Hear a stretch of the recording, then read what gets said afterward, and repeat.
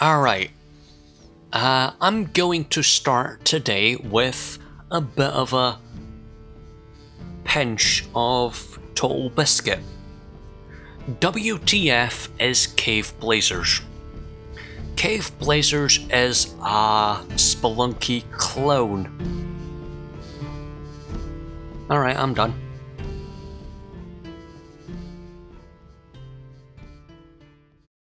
Alright, let's honestly review this. Do I like this? Yes. Am I convincing myself to do this review for the 5th time? Yes. Have I recorded 2 first impressions videos? I know that breaks the whole logic of first impressions, but nonetheless, I'm trying to convince myself to do this, but every time I'm going, it's Spelunky. It really is Spelunky, but different, in a slightly different way. It goes, alright, Spelunky, let's add something, and take one thing away. And the only thing it takes away is the woman that you have to save. You still play as a male protagonist, as far as I've noticed. I don't know that you can play as a woman. I presume you can't, because I've not found it. But nonetheless, you play as a guy, you don't save a woman to gain health. Now that's a big problem when it comes to me and playing this kind of game, because I'm crap. I like it, but I'm crap. And yeah, there's no other real easy, in a way of gaining health. Whenever it comes to, oh, I've lost a bunch of health, how could I get it back? I don't know, because there's potions in the game of which can give you health. They can also take away health and also increase your overall health, but you need to know the color. And I know that beige gives you extra health by 10 points. Purple, I think, takes away 20 of your health, and brown gives you rage mode for a couple of seconds. And that's nice. I like that, but in the inventory slot, when you hover over such an item, you don't get a description of what a potion does. You just get the colour described to you, which is fine if you're colourblind, but I'm not, so that's a lot of toss. That isn't the only problem I have with this game. And the only other problem that I have with this game, of which makes any sense, is the fact that the publisher is also classed as a reviewer of games. Yeah, this game is published by Yogscast. Or, as the email that I got when I received the key for this, it was, the Yogscast have given you a key, blah de blah de blah. And I'm like, same Yogscast? Yeah, the same Yogscast. Literally the same Yogscast. They put out a video where they say, hey, this is a game.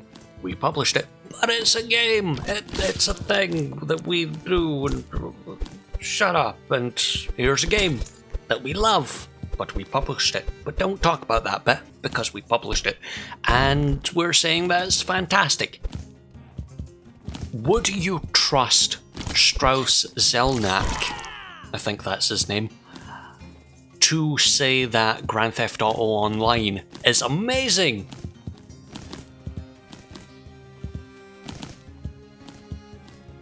Right, hold that. If you said yes, let me try and convince you of otherwise. Right, this is the exact quote that Strauss-Zelnick, or Zelnick, gave in an interview or talk, yes, Media and Telecom Conference on June 1st. This is the exact wording that he used. We can't give stuff away for free in perpetuity. There's no business model in that. But we're not trying to optimize the monetization of everything. We do to the nth degree. What he is saying is you should over-monetize, you should almost over-monetize and make that the business model. And you should also notice that, or should put on notice, that Strauss-Zelnick, or Zelnick, as I called him, hasn't really played a game, like properly played games. He's the head guy of a major publishing company. He is the CEO of Take-Two Publishing.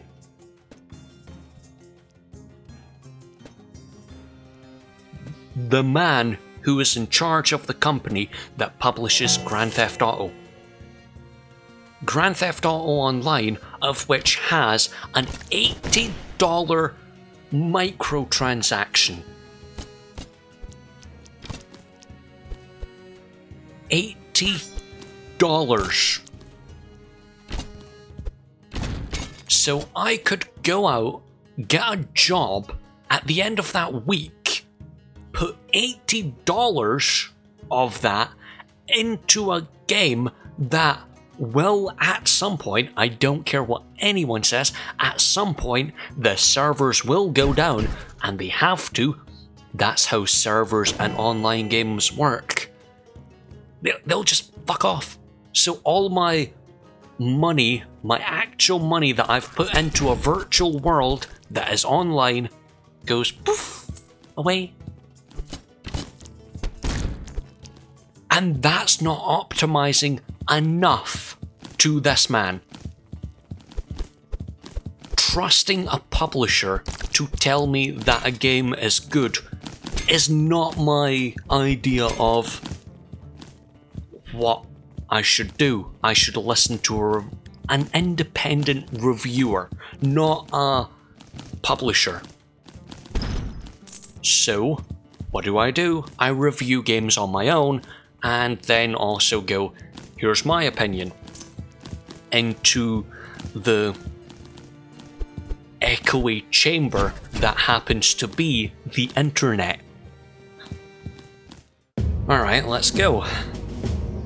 Yogscast. Should they be saying, ooh, this game's fantastic, but we published it, but don't talk about that. We're just, well, they didn't say don't talk about that, but they did kind of say, hey, we published it, but it's fantastic. And they have that smile and, hey, go buy the game because we're getting paid for it, but don't talk about that bit because they paid for the rights for this game. Well, the publishing rights. They're also getting paid to promote the game. Sure enough, I'm getting paid to promote the game by YouTube, not by the sales of the game. So, you know, give or take. Now, I'm not saying people shouldn't publish games and then also say they're fantastic. That's their opinion. That is literally their opinion. They're allowed to do that. But should you go out and buy a game when a publisher says a game is fantastic? Not really. Not that much. I mean, yeah, sure, they say, ooh, we're the publishers, so that means we have to say that you should go out and buy the game. We're the ones that should promote it. Yeah, but you're also the ones who kind of are fueling the game. The developers make the game, the publisher says, ooh, can you add this bit? I mean, Spec Ops The Line had multiplayer because the publisher said, look, we want multiplayer in this game. It's a game about the horrors of war. And then the publisher said, yeah, let's make war fun. So saying the publisher is just promoting it is a bit of a gross understanding of what a publisher does, especially in games. Maybe they didn't go out and say, hey, maybe you should change this bit of the game.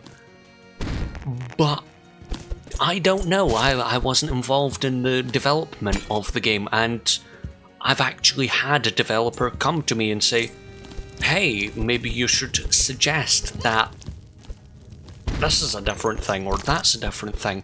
And I'm like, no, I'm a reviewer, I'm an independent reviewer, I don't want to be involved in the development of a game. If I go out and say, oh, this is how to improve a game, don't take that seriously as a developer, because you're the developer. Make the game how you want, not how I want, because if every game was made to how I want, it would be a mix of The Sims, Grand Theft Auto, and GeoGuessr. By that, I mean an open world, first-person life simulation that is the size of a planet, which no one else wants. I mean, yeah, sure, Crackdown is kind of getting to that level, or it supposedly was, with you can destroy any building. Yeah, but you didn't really show that in your 2017 E3 trailer now, did ya? Anyway, don't trust a publisher who is saying the game is good because they're getting paid, and they paid for the game. Not just the $10 price tag, but also the... They didn't even fucking pay that much. Who am I kidding? But yeah, listening to a publisher who is paid for the publishing rights of the game and then is getting a little bit of money from each sale becomes a bit of a, yeah, that's not an honest review. That's a, ooh, I'm getting paid for this, so I should maybe promote it a bit more than I usually would. Maybe they're not. Maybe they genuinely think the game is that fantastic and wonderful and ooh and ah, but I'm finding little things that I don't like, so I'm going, yeah, here's the thing. Anyway, the potions, the altars, that's another thing that I don't like. The health, the potions, the publishers, and the shrines are the things that I don't like. Oh yeah, and the story that adds in, because it's trying to tell a story. A very loose story, but still it's trying to do a story. Kind of like you would get in a Tomb Raider. By that I mean, it's very loosely based upon go into a cave, get this treasure, get out. Which is fine. But I think the Spelunky way of doing it was better of, alright, go play the game. There was no real story of, alright, here's the thing with the such and the, yes, and ooh, look, cave, and there's a man out front, and then there's this joiner or mechanic or whatever the bloody hell he was pops out of the ground and goes, "Oh yes, I'm here to fix things." Apparently that happened earlier when I was playing. Just don't do a story in a game that doesn't need a story, because no one cares. No one genuinely cares for a story in a game that they play 10 minutes of every day. Spelunky is a great example of that. Spelunky is, alright, I'm going in a cave. Why? Because I want to. Alright. Yeah, sure, the story is doing that, but skip is the thing that I'm thinking in that moment. Not, alright, I'm gonna sit here and listen to this, and there's no skip button for the cutscenes, so meh. Anyway, yeah, the shrines. I don't like the shrines, and I don't know if I'm repeating myself this video, because about 20 minutes ago I was talking about these shrines, so meh. They're not the best thing. They genuinely are not the best thing. They annoy me to no extent because it's randomly generated. That's another thing that I don't like. Do I genuinely like this game? I don't know.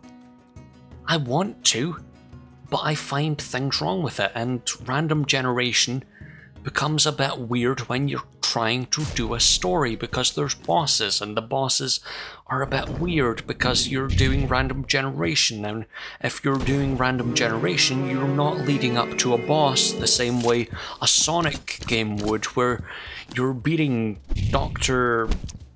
Eggface by doing the things that you've learned, and you're waiting for him to do the attack, then hit him, then he does his attack, and you hit him repeatedly until he falls over, not dead, but you get the point, because it's a Sonic game and you can't really have dead in that whole, you know, thing.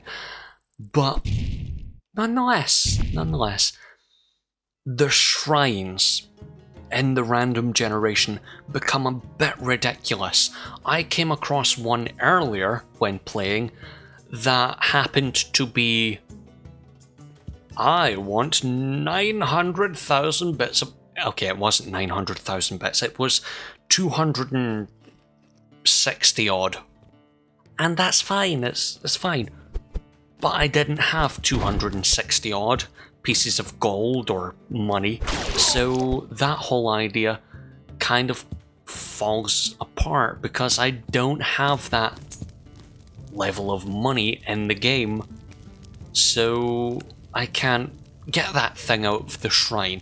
Now that might be extra life or extra health and such, and I'm like, I want that, but I don't have the right amount of gold, and I can't have the right amount of gold because there's other humans in this cave, and I'm like, the fuck, man, that just does.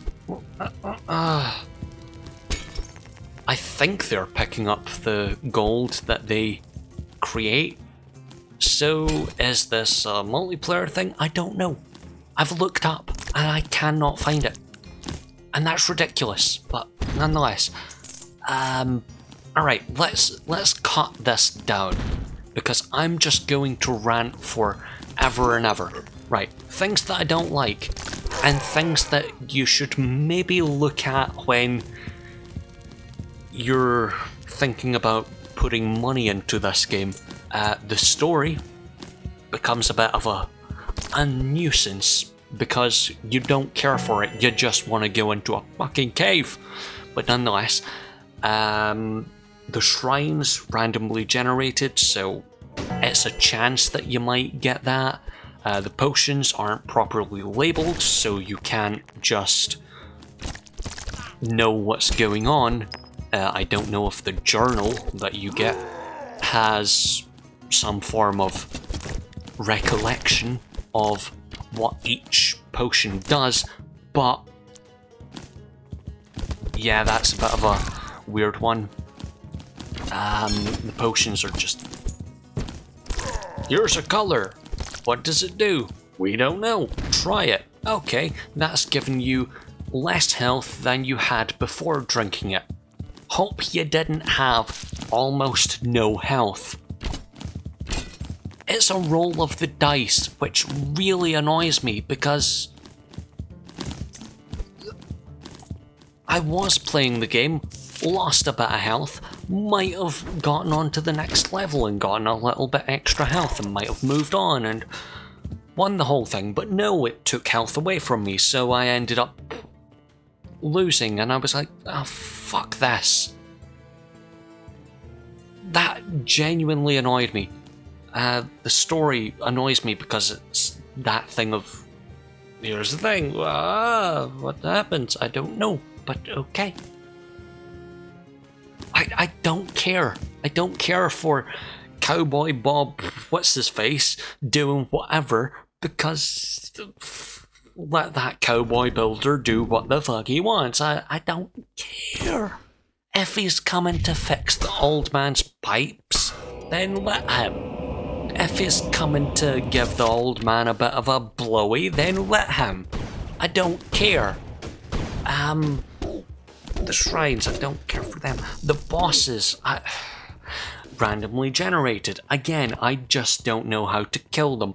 I got one down to half health, and the second one happened to just be that of, I don't know how to beat this. There's no way of knowing. It has one thing that I think might help, but I can't shoot that or punch that or hit that in any way, so it's a waste of time trying. I might as well die. So, yeah, that might be the footage that's playing now, but nonetheless. Is it a good game? Should you go buy it? Yes. And yes? Maybe? That's the problem. If you have Spelunky and you love Spelunky, don't bother. And I know this is why I stopped recording earlier, but I'm finding it hard to recommend it because it is a Spelunky clone, and if anyone likes Spelunky, this adds things that Spelunky didn't really have and takes away things that Spelunky had, so it goes, right. Here's a weird version of Spelunky, really? And it goes for more of a pixelated kind of character. So the character himself has no expression, he has nothing, he is expressionless. Whereas Spelunky, the guy, happens to be very expressive and very good looking and very, yes, and handsome and rugged and ooh and yes, When you're looking at Spelunky, you can see him and you see his expression and such, and you see other people. Caveblazers, he's purposefully bland. He's very Mario. So, again, I'm finding it hard to recommend this because people already have Spelunky, and if they like Spelunky, they might not like this.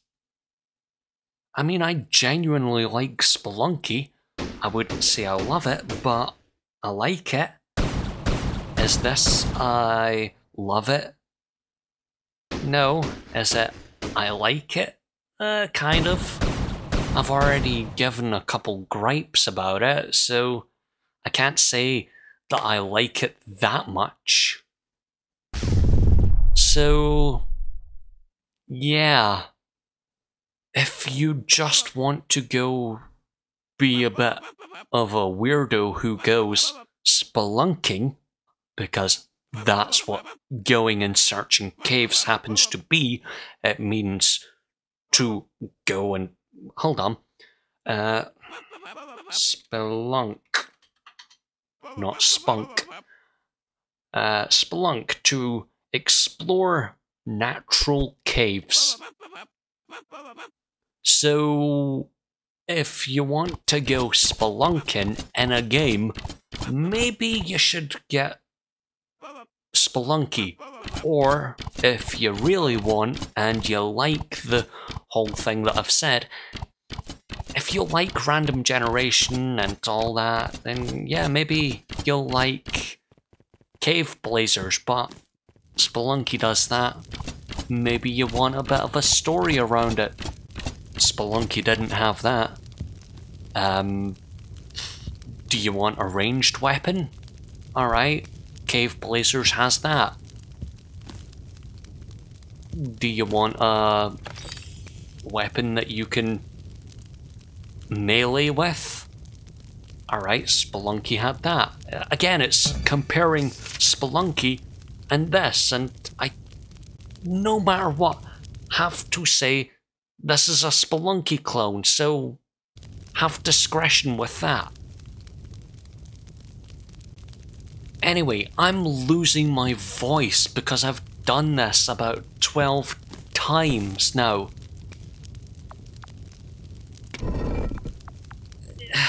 I don't want to say if you like it then go buy it, if you don't like it then don't buy it, but could I recommend it? Yes, but just know there's quite a few faults with it that I find, but then again that's my personal opinion. So, yeah.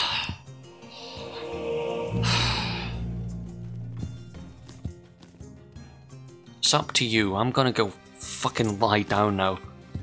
I'm done listening to George Formby and shout about Caveblazers. I'm away to clean some fucking windows.